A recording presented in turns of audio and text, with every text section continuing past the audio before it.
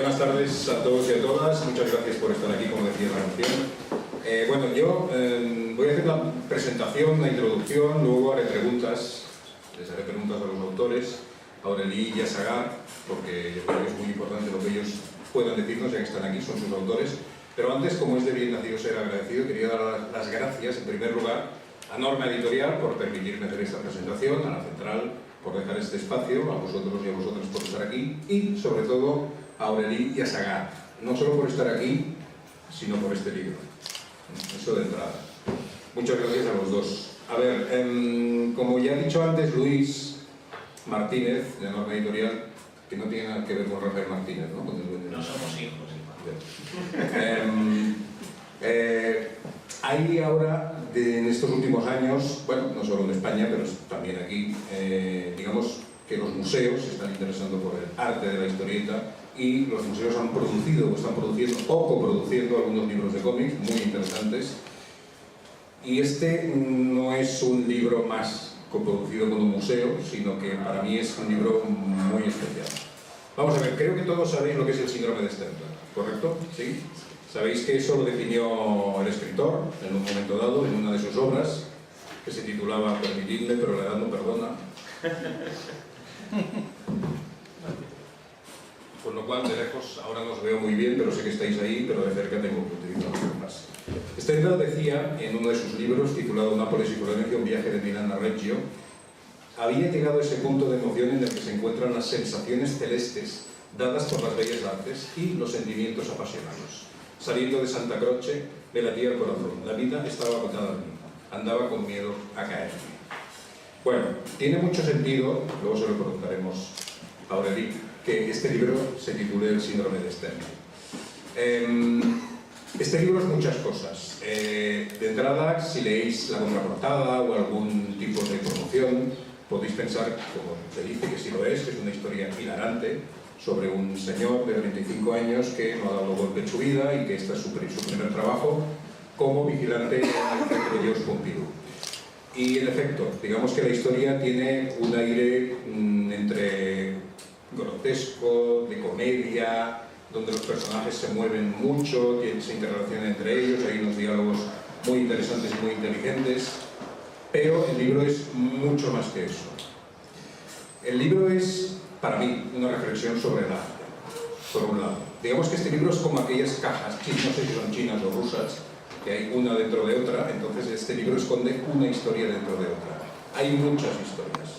Evidentemente hay una, que es la central, que sería la de Frédéric de la Silla, por cierto, un apellido perfecto para el personaje, ya que la silla es un elemento muy importante en su vida y en esta historia, como ya veréis los que no lo habéis leído. Frédéric de la Silla es un nombre que viene de un recio abolengo, que podía ser duque, si no recuerdo mal, en efecto, pero que ya no lo es, ha perdido las posesiones de sus padres, le conceden un trabajo un poco porque era quien era, y es un señor que es incapaz de decir lo que piensa. O sea, una persona que es incapaz de ir a una panadería y de que le entreguen algo porque se lo han pasado cada día y él no sea capaz de decir, es que no me gustan los pastelitos de chocolate, a mí me gustan con pasas. Eso no es capaz de decirlo. No es capaz de decirle a su novia que no la quiere, o no es capaz de decirle que ya no es ese conde o ese duque, o que ya no tiene esas posesiones. O sea, es una persona que pasa por la vida como con miedo a decir lo que es y quién es. Entonces, ese primer trabajo, que es como vigilante del centro Georges Pompidou, es lo que rompe algo en su interior. Es su síndrome de Stendhal. Él desconoce el mundo del arte, lo desconoce del todo, pero poco a poco se va integrando en ese mundo a distintos niveles. De hecho, en la historia hay muchos diálogos interesantes, muchas situaciones interesantes a todos los niveles. Está muy bien desarrollada a nivel narrativo, con la entrada y salida de los personajes.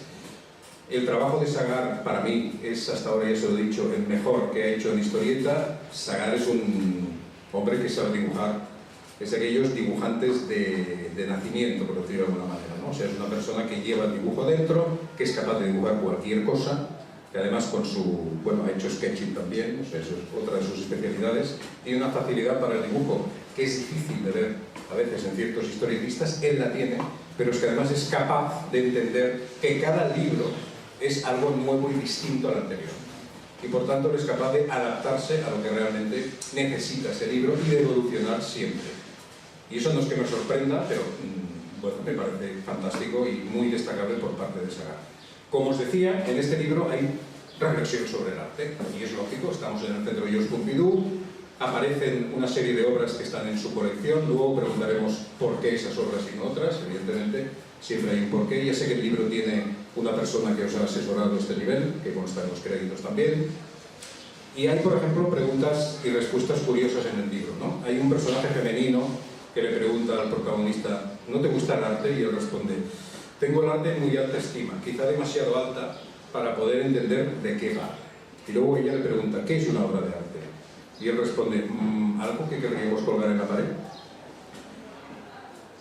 Luego, posteriormente, el personaje evoluciona, entra en ese síndrome de Stendhal, lo hace de una manera muy particular. Hay que decir además que el personaje lo mejor que hace hasta ese momento es bailar, que es un grandísimo bailarín.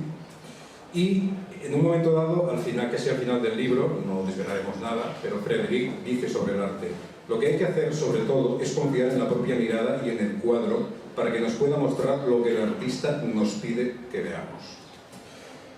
A ver, yo insisto en que la obra, además hay que intentar leerla de un tirón, porque es una obra que entra muy bien, que está muy bien narrada.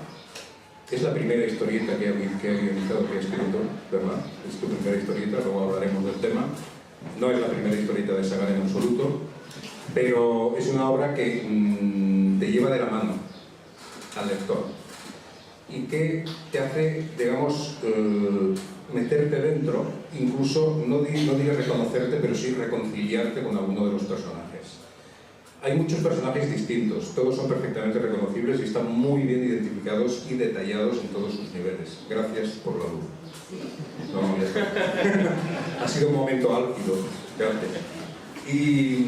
Y además, digamos que el personaje llega a su redención por medio del arte, ¿no? Eso me ha llamado mucho la atención, porque además la historia tiene, en contra de muchas otras cómics actuales, un final feliz, por decirlo de alguna manera. Eso no vamos a desvelar el final, por supuesto, ni mucho menos, como ya he dicho, pero es una historia que además entra por la vista, pero también entra por el corazón de alguna manera, ¿no? Es una historia, insisto, con muchas lecturas, porque hay distintos niveles. Está el nivel teórico de la realidad, está el nivel de las ensoñaciones, está el nivel de las referencias a las obras, y por tanto a ese nivel es una obra compleja que, sin embargo, gracias a la habilidad de los autores, se convierte, insisto, en una obra sencilla de leer. Digo sencilla, no fácil. O sea, nada hay más difícil que hacer sencillo lo complejo, y esta obra lo consigue. O sea, esta es una de esas obras que debe leerse cualquier persona que no solo le interese la historieta, sino que le interese el arte, o, diría aún más sencillamente, que le interese la vida. Aurélie, ya sé que no hablo muy bien en francés, Aurélie, pero no hablaré en francés, no te preocupes, porque si no tú te reirías y no sería cuestión. Yo quería comentarte una cosa. Tú, he leído alguna entrevista tuya en la que hablas de un libro que parece ser que, bueno, que te influyó, te llamó la atención sobre cómo se ve el arte, ¿no? On n'y voit rien. ¿Ves cómo lo puedo hablar en francés? De Daniel Arras. ¿De qué habla ese libro? ¿Qué es para ti ese libro? Sí, este libro, que es el punto de donde ha empezado todo, es un libro de Daniel Arras, que es un historiador de arte francés, que se llama On n'y voit rien, y es su correspondencia con otro historiador de arte italiana, que son letras que intercambian, no es sobre otro tipo de arte, porque es el arte de la Renaissance italiana, que era un especialista de esto, pero un libro que ha cambiado mi manera de mirar el arte y que ha quitado un complejo, ¿no?, que varias personas tienen cuando van al museo, miran arte, especialmente quizás obras muy impresionantes de gente muy famoso, y que, no sé, lo que entendido de este libro es que no hay que si no ha hecho la escuela del Louvre o una escuela de arte, puedes tener la permisión de ir, de ponerte enfrente de una obra y de ver algo o nada, de sentir algo o nada, pero que hay de mirar, ¿no? Solo mirar y ver si algo ocurre o no. Cuéntanos cuál es el origen del libro en el sentido de que tú eres cineasta. Sí, yo vengo del cinema, soy guionista de película y bueno, es un proyecto que viene de un poco lejos porque al principio lo había pensado por algo de televisión, porque quería que esta historia quería compartirla con el máximo de gente. Al principio pensaba, vale, la televisión es una manera para esto. Y no había funcionado con Canal Plus a esta época y lo había enseñado a otro productora en París. Todo el mundo le gusta mucho el proyecto. Me recuerdo de un email de la más grande productora de televisión en París que le había escrito una o dos páginas sobre el proyecto, que era diferente, pero la misma historia, para decirme que nunca había leído algo así, algo muy, muy emocionante a leer, pero para acabar al final, pero este proyecto nunca encontrará un sitio en la televisión francesa. No sé, porque un miedo de hablar del arte. Y he conseguido, lo he transformado en una idea para el cine, pensaba que quizás más libertad en el cine que en la televisión, y también no había funcionado como lo quería. Y después alguien me había dicho porque me había propuesto de hacer un cómic. Y tenía este proyecto que me gustaba mucho. Y por qué no, el cómic es algo que me gusta desde toda la vida, el cómic desde antes de saber cómo leer, ¿no? Y eso para mí era un sueño, pero que no conocía. Y entonces lo he escrito por un cómic que es muy diferente de una película, porque no tienes también, ¿cómo se dice? Cuando haces una película hay algunas cosas de producción que a veces son difíciles. Entonces, con un cómic tienes la libertad, ¿no? de escribir lo que quieres, el inglés que quieres. No tienes problemas con el productor. Exactamente. Y después sacar... Sí. Exacto. De todas maneras, el lenguaje de la televisión, el lenguaje del cine, el lenguaje de la historieta, que tienen cosas en común, son distintos. Sí. ¿Te has encontrado con algún problema a la hora de desarrollar como van de cine? No. Yo lo he escrito como una película de verdad. Yo no veo mucha diferencia entre una película y un cómic, ¿no? Sí, a veces. A eso iremos. Después pasa películas acá, porque había muchas cosas también que funcionaban con los sonidos y entiendo muy bien que esto a veces es un poco difícil. Están las onomatopeyas para los sonidos, pero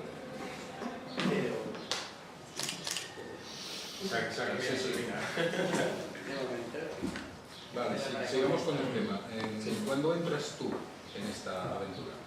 Pues Aurélie ya tenía el proyecto bastante avanzado, tenía incluso contactos en editoriales francesas para que interesadas. Entonces, Mireia, que está sentada aquí, nos presentó porque Aurélie necesitaba un dibujante para retomar el proyecto. Y claro, tal como lo vi me hizo mucha ilusión, porque me gustaba mucho, habiendo hecho Bellas Artes, el mundo del arte siempre es algo que me ha interesado. Y nada, nos pusimos a ello, enseguida encontramos editor en Francia, entonces bueno, fue bastante rodado, ¿no? Pero sí que es verdad, pues eso, que por un lado el guión que me proponía Aurélie era un guión cinematográfico, pero bueno, traducirlo a cómic es relativamente fácil, mucha más libertad para narrar, para adaptar el cómic un poco a tu antojo y donde tú veas las necesidades que el cómic quiere, ¿no? También Aureli en todo momento estuvo encima para poderme decir lo que decía de los sonidos, ¿no? Hacer hincapié a cosas muy detallistas, cosas que a lo mejor yo, que a lo mejor voy como una bola de demolición haciendo el cómic, ella cogía y decía, no, pues esto, mira, pues es que la gente en París son más así, y el clima allí, ten cuidado, y la fisionomía de las casas también. Ahora lo dice de una manera muy amable, pero... No, a veces... Bueno, lo de la bola de demolición no solo va con el dibujo. Mandaba escena con varias referencias. Sí, no, ella siempre ha estado muy encima y en ese aspecto ayudaba mucho, ¿no? Entonces, bueno, pues el tema de las onomatopeyas o las diferentes soluciones gráficas que tenía que hacer iba muy en función también de, claro, de los problemas narrativos que me proponía el guión a la hora de ser, por un lado, a la hora de ser cinematográfico, pero por otro lado, a la hora de tener unas páginas limitadas para hacer el cómic. Porque al final, aquí en España, por ejemplo, si un editor te dice hacer un cómic de 80 páginas y le entregas un cómic de 100, dices, bueno, pues mejor, ¿no? Pues ponemos más caro y así ganamos más todos. Aunque sea un poco mentira. Pero en Francia estábamos muy limitados por el número de páginas. Habíamos propuesto un número de 120 páginas, pero no teníamos esas 120 páginas en el guión, ¿no? Entonces tenía yo que ir luchando un poco para que las soluciones narrativas se adaptaran también a ese porcentaje, ¿no? sin tener esa numeración. Entonces, bueno, esa fue igual la parte más difícil de elaborar el cómic, pero bueno, es lo que me ayudó también, pues, a encontrar las soluciones que requería el cómic, y por otro lado, pues, también a disfrutar mucho de sus hallazgos o también de esa libertad que me proponía el tipo de guión, ¿no? Al final, sí, lo que más pudo suponernos a nivel de estrés o de lo que sea era la fecha de entrega. O sea, el libro sí que estaba sometido a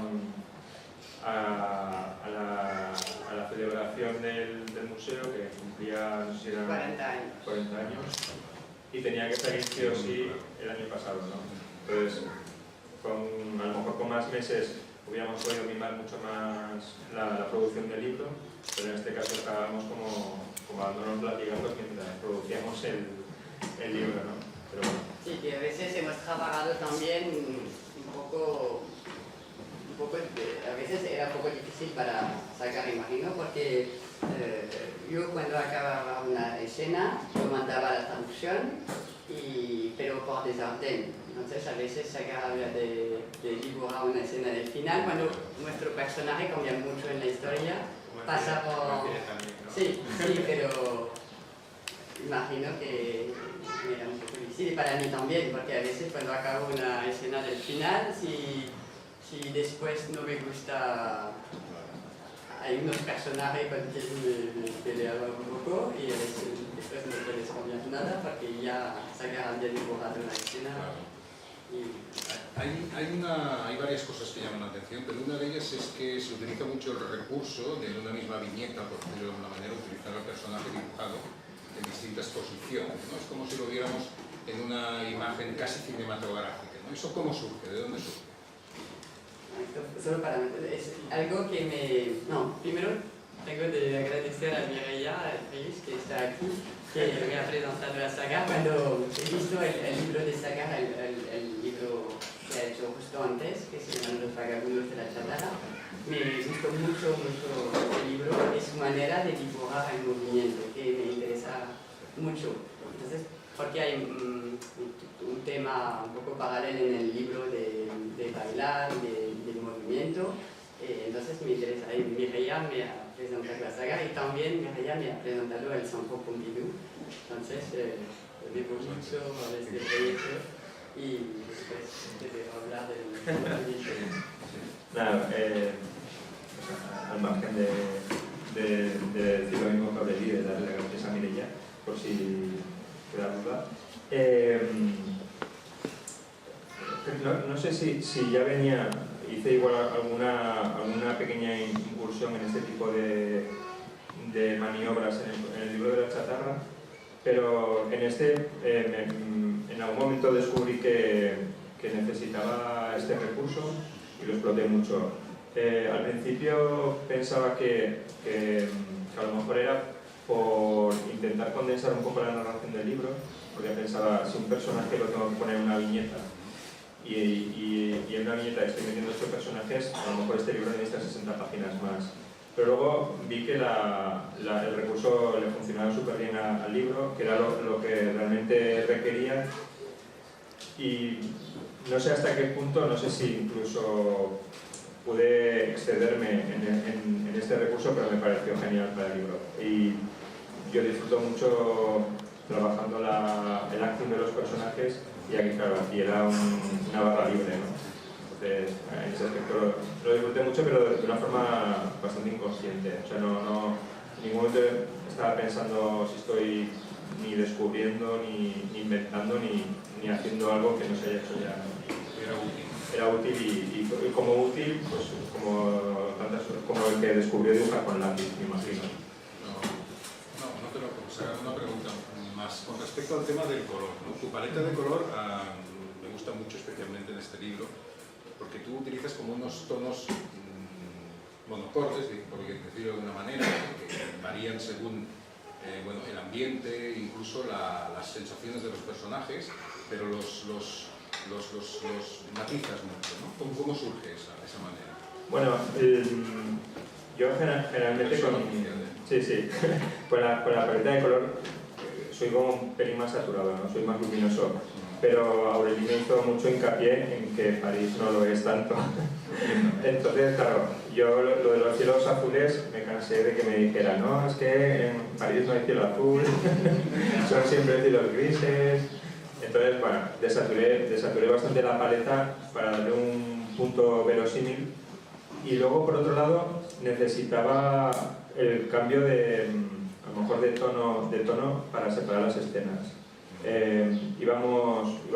Trabajábamos muy rápido y creo que era el recurso necesario para que en muy poco tiempo pudiera separar las escenas y que el lector no se perdiera, ¿no? Entonces, en ese aspecto también es otro recurso que me encontré que funcionaba muy bien, que no le daba al libro la sensación de prisas o de quitártelo de encima, sino que era el recurso necesario, y que luego aparte además funcionaba muy bien para mí, porque si no podía dentro de una viñeta o dentro de una página desarrollar una paleta muy variada, por lo menos sí que en el contenido global del libro conseguía mucha variación de color. Entonces ahí sí funcionaba, podía meter mis lilas, podía meter mis rojos o mis azules sin sufrir demasiado. El Centro Georges Pompidou os dio toda clase de facilidades, pudisteis entrar ahí a hacer fotografías. Sí. Hemos hecho una visita privada de los lugares secretos del museo, que era muy sí, bueno, yo conozco el Pompidou muy bien porque nació en París y pasé mucho tiempo ahí, pero a mucho tiempo, no tampoco años. Me gusta arte, pero no soy especialista. Pero sí, hemos ido varias veces y sí, nos han facilitado bastante. ¿Pudisteis hacer fotografías? Sí, también podría ser especial. En la obra aparecen muchas referencias a autores, a artistas que están ahí. Se habla mucho de Murakami, por ejemplo, de Cristo, que hay una anécdota muy divertida con Cristo. Las imágenes de las obras que aparecen en este libro, ¿por qué es así? ¿Por qué esas obras? ¿Las seleccionas tú? Sí, sin presión del Pompidou. Me han dado la libertad de elegir lo que quería. Que sí, las obras eran en el Museo Miró, pero desde el principio yo tenía muy claro que quería guardar dar mi libertad de elegir lo que quería, y entonces lo había dicho que si la obra no está en el museo o el artista no está, podría ser. Era la norma que me había puesto. Y después, para elegir las obras, a veces son porque era porque me gustaba esta obra en particular, y a veces solo porque ayudaba la narración.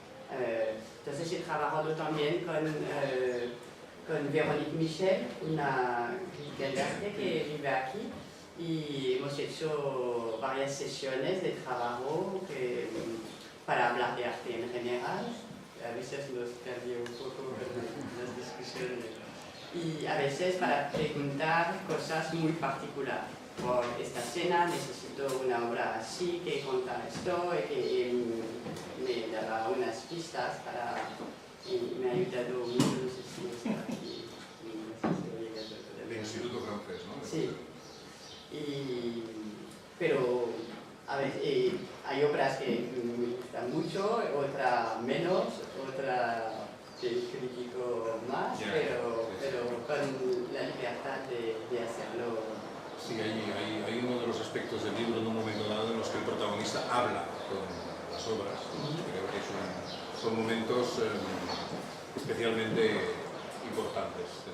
De todas maneras, un poco siguiendo la respuesta de Aurélie, lo más chulo que termina, una de las cosas más chulas, por lo menos para nosotros, de lo que termina pasando cuando elaboras un libro para un museo, y pasa lo mismo cuando hemos hecho el del MENAC, es el acceso al backstage del museo, ¿no? Es como entrar al camerino de los músicos en un concierto, ¿no? O sea, hay algo que siempre nos estamos perdiendo en un museo, y en el momento que tienes acceso absoluto al museo y descubres lo que hay detrás, bueno, por un lado se te puede bajar un poco ese glamour, pero por otro lado sí que lo consigues convertir en un proyecto especial, ¿no? Que te das cuenta de que tú estás accediendo a sitios privilegiados, y que incluso, aunque la gente que luego te encuentras ahí son funcionarios y van trabajando todos los días de una forma súper gris, un poco como nuestro personaje, el sitio en el que tú accedes en la elaboración del proyecto sí que te parece una ocasión única. Eso creo que era muy guay. Tanto en el Pompidou, pues en el Pompidou, igual que las visitas que hemos hecho en el museo un poco así guiadas, pues luego también hicimos una presentación al final cuando terminamos el libro a puerta cerrada en el museo, y claro, seguramente para mi gusto puede ser el segundo mejor museo de arte contemporáneo del mundo, ¿no? O el tercero. Hombre, creo que la Tate y el MoMA, el MoMA es el primero, y el Tate Modern sería el segundo. Creo que están ahí. Pero bueno, estamos hablando de los mejores museos de arte contemporáneo del mundo, ¿no? Y poder entrar ahí y al final ver que es un garaje con cuadros, que al final una de las cosas que un poco preguntaba Tony y que nos causó como algo de malestar en la elaboración del libro, es que todas las obras que hay en el museo, incluso el propio museo, tiene derechos de autor, ¿no? Y nos costó mucho, primero, pues eso, el trabajo de Aurélie de encontrar las obras necesarias, pero luego cuando ya teníamos el libro terminado, empezó la búsqueda de los autores para ver si nos daban permiso para meter las obras en el libro. Y nos encontramos como una media docena de autores que decían que no querían saber nada cuando ya teníamos el libro terminado. Y por otro lado nos encontramos otra media docena de autores dándonos gracias infinitas, ilusionados hasta más no poder por haberse visto su obra metida dentro de un cómic, ¿no? Pero fue una situación como muy extraña, y ya con el libro terminado, que dices, bueno, pues igual cuando estás empezando el libro te encuentras esto y te puede hacer gracia, pero con el libro ya terminado, tener que volver venga, ahora vamos a adaptar la historia al nombre de esta persona, y los dibujos con este mismo cuadro, esta misma escultura, etc. Pero tuvisteis que hacer. Sí. Y además, pues eso, íbamos ya con un poco margen. Imagínate ya pues con sobre la bocina. Mira, una pregunta. ¿Cuáles fueron algunas de esas obras que dijeron que no querían estar? Que nos diga alguna de las obras que no gustáis. Vale. Pero en general no son los artistas que dicen no, son más los agentes, la gente más conocidos. Y cuando he elegido las obras, tenía varias posibilidades por la misma escena. Entonces, hemos tenido recurso de cambiar, y a veces era buena sorpresa también, ¿no? De cambiar por artista. ¿Quién ha dicho no? Lo importante, lo más difícil era cuando la escena se articulaba alrededor de una obra. A veces hay una obra y no podemos cambiarla sin mucha dificultad. Pero cuando la escena, como por ejemplo The Bigger Splash, David Hockney,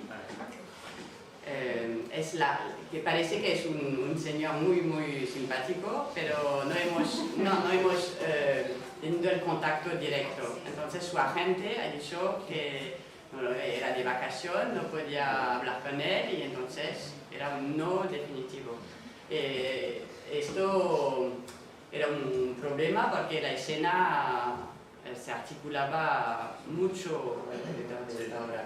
No solo tuve que cambiar el cuadro, que en algunos, cuando nos decían a veces que no, tenía que cambiar el cuadro, sino que aquí tuve que cambiar varias viñetas porque no podíamos prescindir de David Hockney. Teníamos que meterlo en la historia, entonces tuve que hacer un cambio de eje para que no se viera el cuadro, pero que la conversación se mantuviera.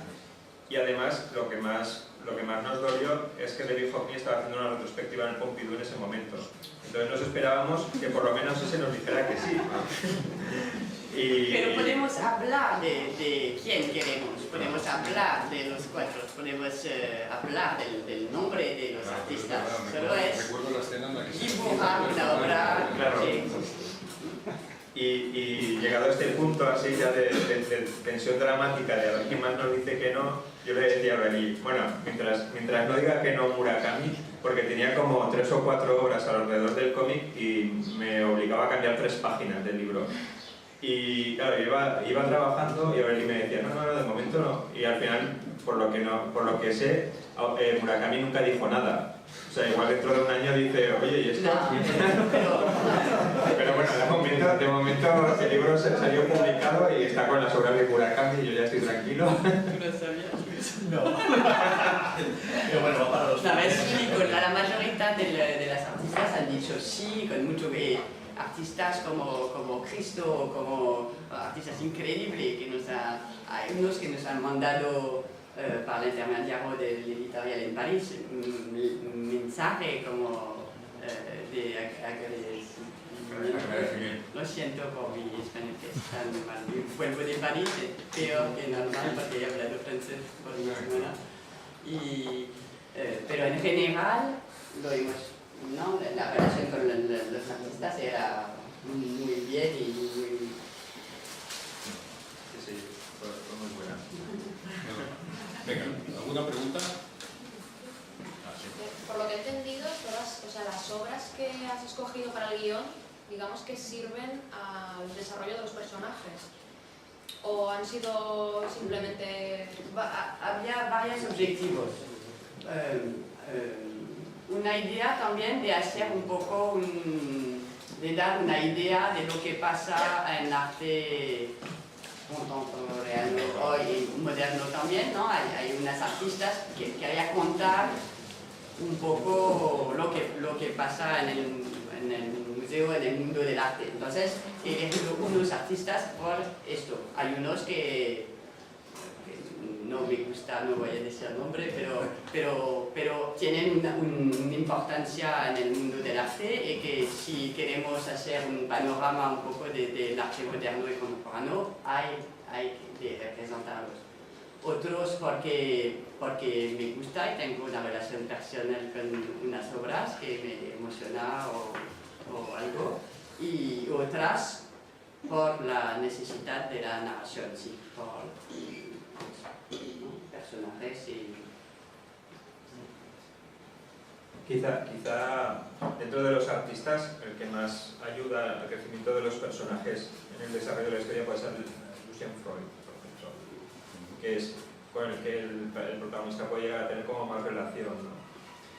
Y luego sí que hay claro, como hay como dos lecturas en el libro, ¿no? Está la de los propios personajes y luego está esta crítica un poco que sobrevuela el cómic sobre el mundo contemporáneo, sobre el arte contemporáneo. Entonces hay obras que funcionan para este nivel de crítica o de defensa, es indiferente. Pero luego dentro de los personajes, como el protagonista al sufrir el síndrome, lo que tiene es una reacción física a los cuadros, pero esa reacción física puede ser positiva o negativa. Entonces ahí, en función de eso, supongo que está la propia reacción del guión, ¿no? o el desarrollo del guión. Pero claro, incluso yo creo que si nosotros estuviéramos en un museo, valorando en que de todo lo que estamos aquí, el arte contemporáneo a todos nos puede dar más o menos igual, no voy a decir que nos entusiasme y que no podamos vivir sin él. Si entramos en un museo de arte contemporáneo como el Reina Sofía, siempre va a haber obras que nos puedan llegar a gustar mucho y obras que vamos a poner siempre en duda. Eso es lo que el arte contemporáneo funciona así. No, creo que ya no descubro nada a nadie.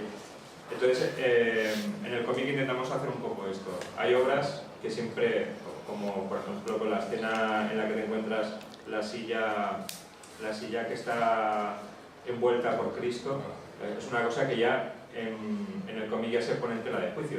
Es decir, ¿cómo puede llegar a ser una obra de arte una silla envuelta con papel de envolver, ¿no? Entonces, claro, a partir de ahí puedes desarrollar un montón de teorías, ¿no? Desde luego, la menos significativa es que eso pueda ser una obra de arte. Sí que es posible que un museo necesite una obra de un artista que tenga una proyección y que con lo que se hayan encontrado pues es con la caldería que tiene en los bolsillos. Al final es una silla envuelta con papel ¿no? Entonces, bueno, a partir de ahí desarrollas un poco tu criterio, pero cuando vas a un museo pues va a pasar un poco lo mismo.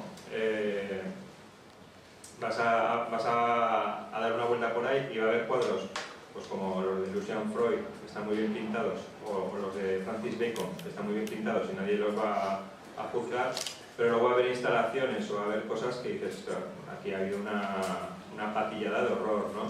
Y que a lo mejor puede ser una obra muy interesante, pero el arte contemporáneo, como necesita muchas veces esta introducción dentro del propio arte de contextualización social o yo qué sé, etcétera, pues al final nosotros muchas veces cojeamos dentro de la lista del museo. Y no, que una pregunta que tú has hecho al principio, que la cosa más difícil para mí era de intentar de responder a la pregunta que es una obra de arte. No digo que creo que he puesto pistas en el libro para ir donde queréis vosotros, pero para mí nunca he hecho otra vez escuela de arte o he estudiado arte o nada. Yo estaba como la mayoría de gente, un poco no estoy frente al principio porque no tengo nada negativo sobre mi relación en el arte, pero tampoco lo conozco mucho, ahora un poco más después de escribir este libro, pero es verdad que era la pregunta... ¿Qué te hacías a ti mismo? Sí, que son noches de trabajo, he entendido que lo hemos hecho en 6 meses, entonces hemos trabajado de verdad día, noche, fin de semana y para intentar de contestar a esta pregunta. Y hemos hablado mucho de arte, pero para mí también no es un libro solo sobre arte, ¿no? Hay otros temas, la relación con el trabajo, la vida en la empresa, pero también... las relaciones humanas. Sí, las relaciones humanas, la adicción también, ¿no? Puede ser arte, pero otras cosas. Y que también es es una comedia también. Me gusta, me parece interesante como manera de abordar las cosas, ¿no? Y es posible que como comedia a veces es una forma de abordaje que puede que entre mejor, que se entienda mejor, ¿no? A veces, o que puede dejar traslucir incluso, ¿no?, las cosas en este sentido. Tú hablabas en una de tus entrevistas de maestros del burlesque, ¿no?, como Jacques Tati, ¿no?, por ejemplo, que es para mí un referente en muchos sentidos, ¿no? Claro, y es un referente también para mucha gente que ha hecho historieta y otros medios. ¿Alguna pregunta más? AP, como el programa de TV3. Pero esto es mejor, perdón. Con todos mis respetos, TV3. No seguiré hablando. Exacto. Pues ahora mismo. Le preguntaría a Sara si tiene algún sketching del museo. No. Porque solo hice una visita en el museo y prefería... El sketching tiene una desventaja frente a la fotografía fundamental, y es la cuestión del tiempo. Cuando tienes una visita para quedarte con un museo entero y solo tienes un día, prefieres las fotografías al dibujo. Entonces, dentro del museo no he hecho nunca ni un solo dibujo. Si volviera, seguramente los haría. Y de hecho, mi intención era hacerlos. Pero nunca va a volver, no puedo. Ya, No estoy perdido. podría entrar y decir que se llama Frederic de la Che. Hay una señal dentro del museo con mi cara que es un tachote, como que ya no puedo entrar. No, simplemente fue eso, una cuestión de tiempo. Luego también, es un museo que, claro, sabía que me iba a estar a dibujar.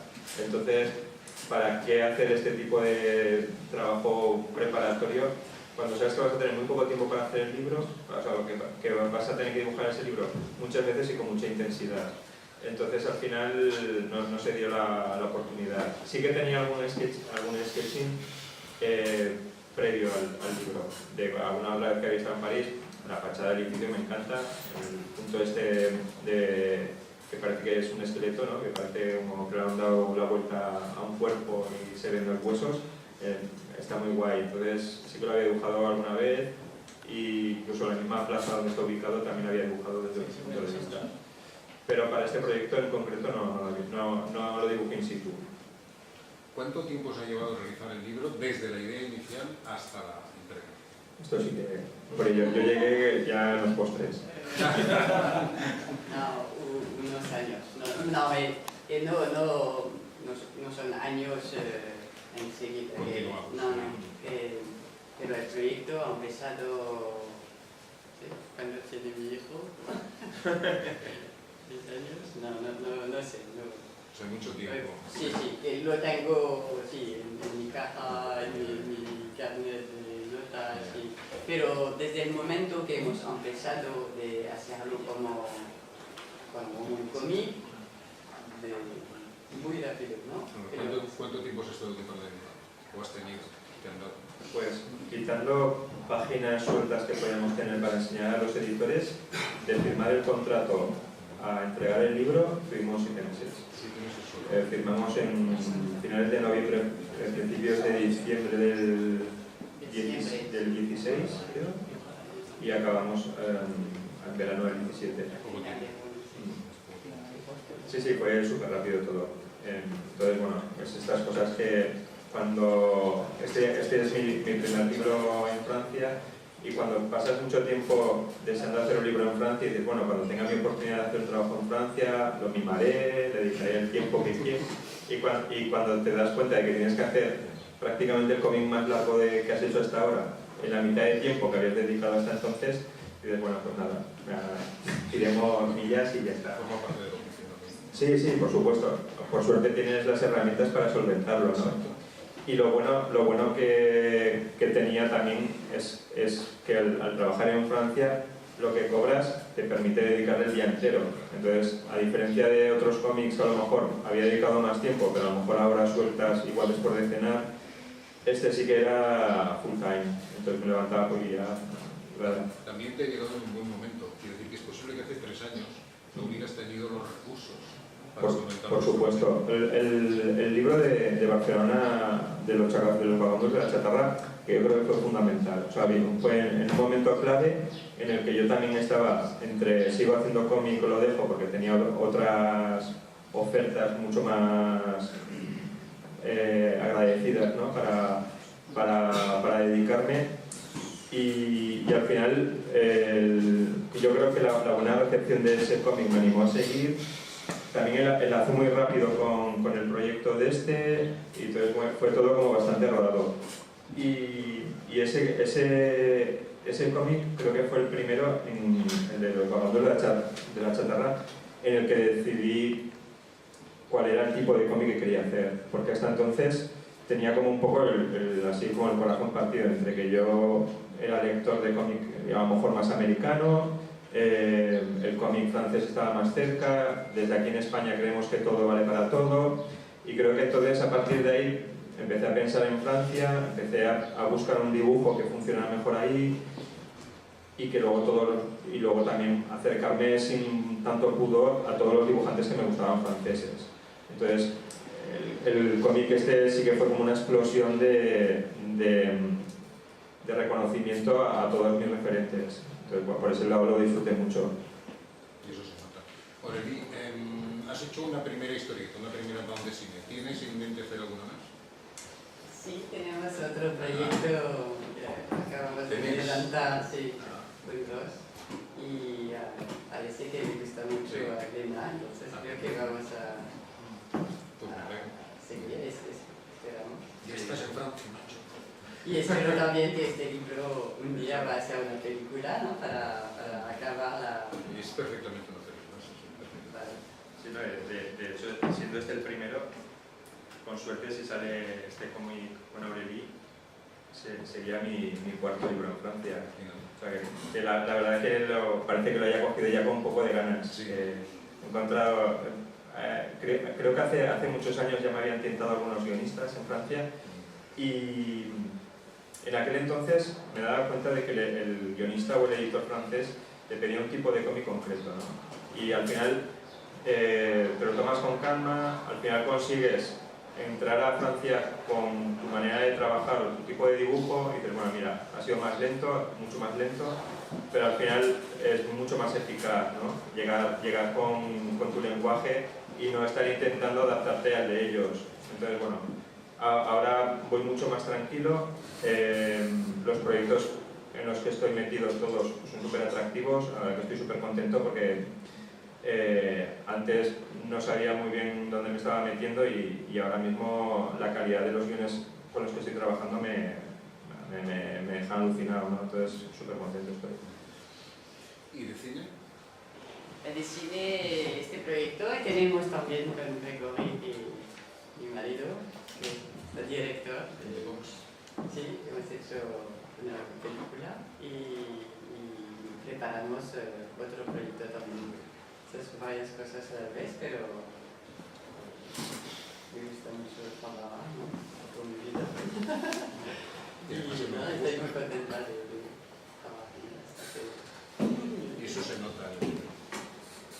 ¿Alguna pregunta más?